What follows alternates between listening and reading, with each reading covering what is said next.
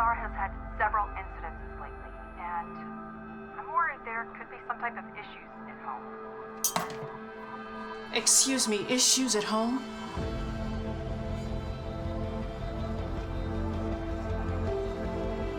I run a very good school here. I'm a fair principal.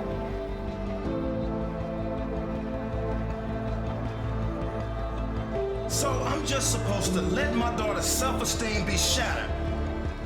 What's happening now will shape the rest of her life, Charlotte.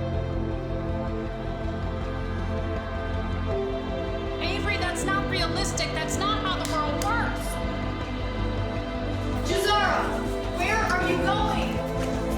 Jazara! Jazara!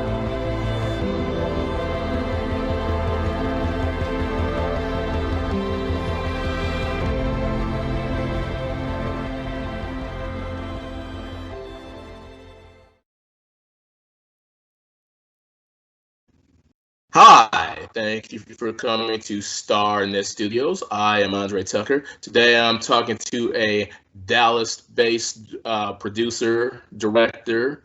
His name is Jacolby Percy. He has won some awards for his work, particularly a piece called Color Me Pretty that we're going to talk about. And that's one of the many great works that he's done. So I'm happy to have him here talking to me today. How you doing, Jacolby?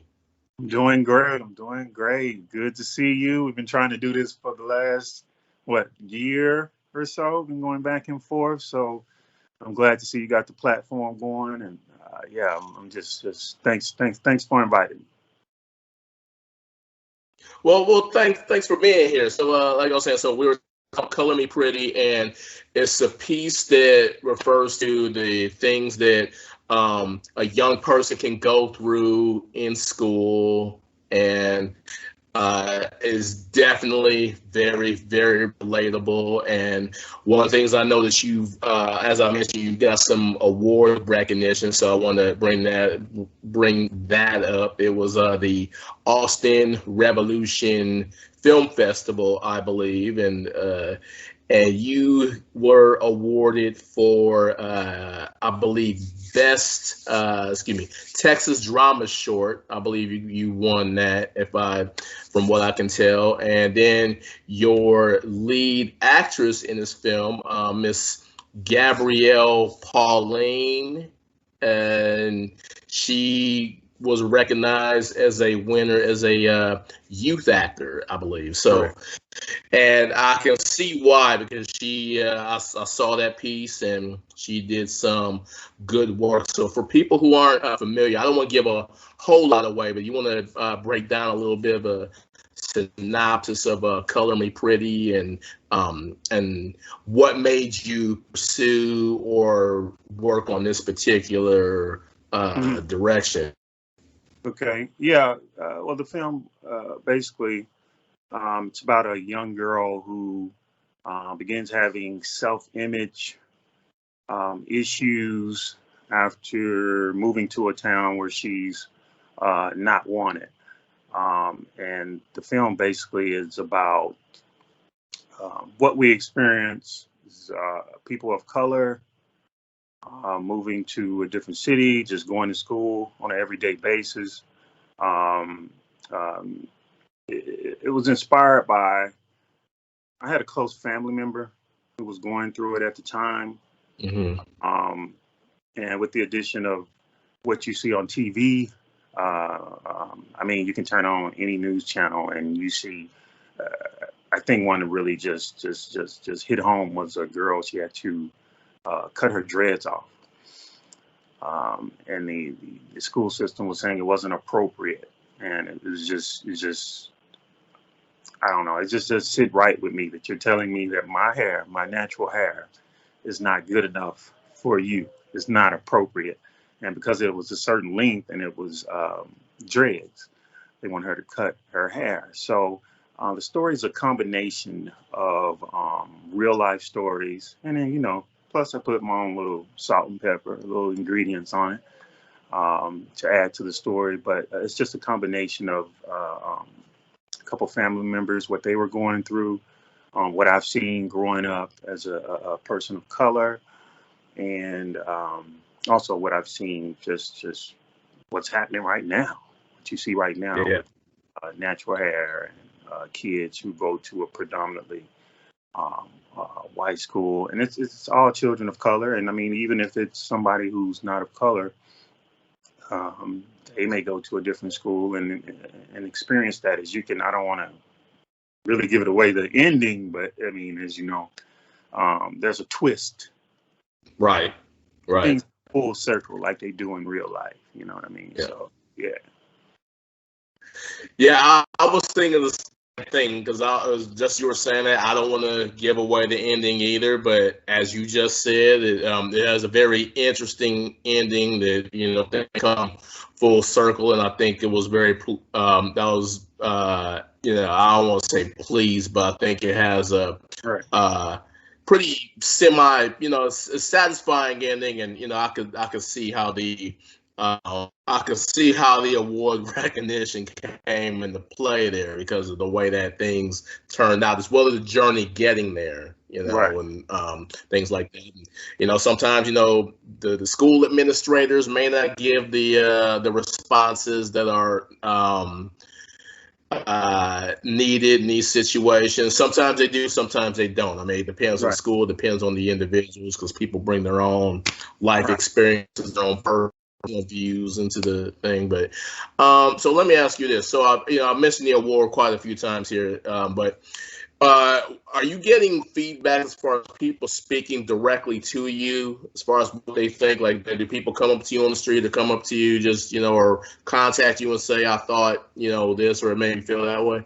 Oh yeah. I've gotten a few emails from people saying, "Hey, my daughter's going through this." I've had at least two to three of the um, actresses that auditioned for the lead role. They got really emotional because they like, look, this story happened to me just last year. I'm going through this right now. I'm still going through this, so I'm not really acting. This is the real deal, you know. And my lead actress, Gabby Pauline, she had experienced some of this as well. So this is not a movie. This is real life, man. This is this is happening. This is happening as we are here speaking now. This is happening at a school right now. So um, I've had people emails, and then of course, when you go to the film festivals, you have parents, and they're like, "Man, I know somebody that went through this. My niece went through that. Um, they're going through it right now." We talk a lot about adults, uh, which I knew going into it that this is really not just a story about kids. This is a story Right. about adults and learned behavior and what we pass along to our kids in the household. So this story. You see kids on the surface, but it's really about the adults. I think the adult can learn more than the kid because the kid is just you know giving out what he's received or heard in the household. You understand what I'm saying? So Yeah. um, yeah, I get a lot of feedback from adults more so, and then kids, of course, they're just going through it, man. So yeah, it was a pretty big reception to the film. Yeah, and you shot this in the Dallas area, is that right? Yeah, I'm in the Dallas Fort Worth area. Correct. Uh-huh. So what was it like shooting, like in the town, or Mm. the particular city or the community that you filmed this in, or just like in that area in general? What's the film like these days, or even at the time that you were shooting? I mean, at the time I was shooting, it was fine. Like I said, in Dallas, it's. I mean, we have a pretty good film community in Dallas. In Texas, of course, you've always known. You just hear about the Austins, but I mean, you have a thriving in San Antonio. They're really doing it in San Antonio, Dallas. It's like bubbling. it's getting there. We still have a while to go. It's still a novelty in Texas to be making a film. People are still like, "What are you doing? You're making a film." It's like, wow. So, but Texas is so huge. I just feel like we should film more here and tell the stories here. I like the landscape of Texas. Um, the incentive is not that great. We've had issues with the politics, if you will, with the Texas film industry. I don't know if it seems like they don't really get it. I don't know. But if we continue to make films and do our films and tell our stories in Texas, tell our stories in the South in general, because we don't get enough recognition. The world doesn't revolve around New York and California. There's 48 other states in the nation. So yeah, we just have to keep pushing and keep doing it. But right now, it's okay. It's Yeah. getting better. And we have a pretty good film community in Dallas, and I think it's bubbling. Mhm. A couple other things that you've shot, I believe, are also in the Texas area. You've done Cowboys of Color as well as Righteous Cry. So why don't you tell me a little bit about those projects? Cowboys of Color, that was actually a project that came about from a producer, friend of mine, Coy Portier. So he actually was in the process of doing the movie, and he kind of brought me along. He brought it to me and said, "Hey, man, I have this project. How was it coming?" And I'm like, "Why are you doing a story about cowboys?" Because in Texas, when I was growing up, it wasn't cool to wear cowboy hats. We don't see that. I mean, that's something stereotypical you see when you see on TV from westerns in West Texas. We grow up, we didn't see cowboys. People, you wear cowboy hats, you get talked about. You understand? That's just not something. I'm just being real. That's not something. Right. That's just something that goes back to um, slavery. That's something that we related to that. So I didn't. I was ignorant to a lot about cowboys, black cowboys, and how they started a lot of this, and how there was something positive about black cowboys. So I had to somewhat educated or get educated on the topic, and he, along with Cleo Hearn, who's over the black. I don't want to mess up the name, but I know it's like the big black rodeos that you see all around the nation in Texas. And I mean, they go around and on tour. He was a big part of it. So yeah, we did that. I just co-directed.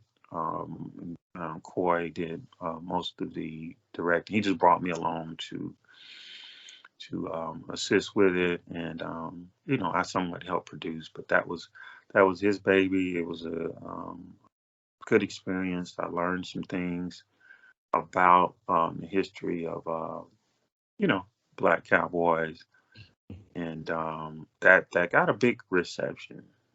All right. Really big reception. And I'm sorry, you saying Righteous Cry? Yeah. Righteous Cry was actually, it's about a guy who is he's going through mental issues. He's having suicidal thoughts. He's trying to keep this bravado image, um, while dealing with these thoughts that he can't process. And he just so happens to be a hip hop artist, so he has to hide and mask this because that's not cool. It's taboo to talk about your mental health issues, and that came about because I had a family member actually he had passed due to suicide. So that's what started it. But then I just talking to people. I mean, come on, we know a lot of people who pretend to be this thing, or I know a lot of rappers. I was I was trying to do my music producing thing way back in the day. I know a lot of rappers, and I'm, just, when that mic turns off, they were going through a lot, which you could hear in their music. So I just wanted to kind of break that wall Yeah. and show the other side of what he's just like everybody else. He was going through that. And that was, that was a tough shoot because I shot here and in Louisiana on a shoestring budget. And that was a lot to get that done. A lot of people responded to that. Yeah.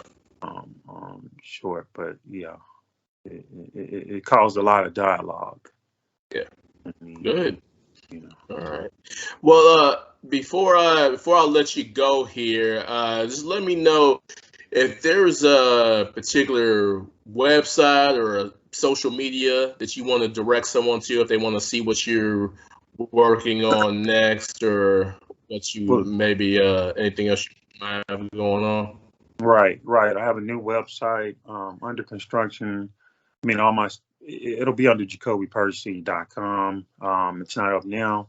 If they want to find me, they can find me on social media. I'm pretty easy to find. You can find me on Instagram, J Percy Film, or just look up Jacolby Percy. I think I'm the only Jacolby Percy in the world, which is a good thing, unique thing. Twitter, Real J Percy. Facebook, Jacolby Percy. Just type in my name. My my work is on the internet. You can probably grab that link from my Instagram. So I'm not hard to find, man.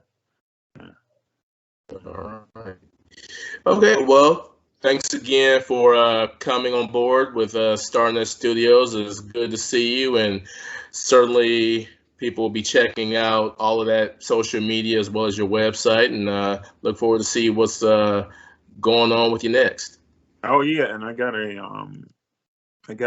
shot a web series, a pilot to a web series that I'll be coming out with in the near future. It's in post-production now, and it's a dramatic comedy, and it's about a guy who has big dreams of being this entrepreneur, but he can't seem to escape his 9-to-5 and his mischievous co-workers.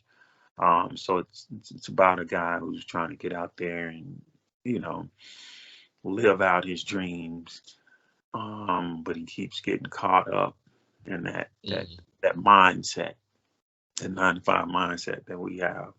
And it just takes us on a journey through his work environment, and then his family, and all these different things, and then the midlife crisis is setting in.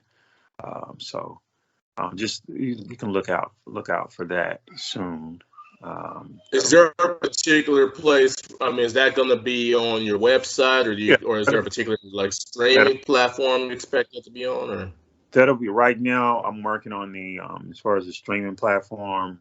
That's something that I'm working on at the present time.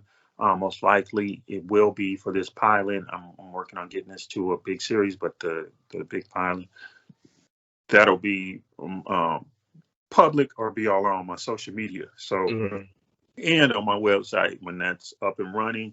So just like I said, come to my social media. I'll definitely you'll see that.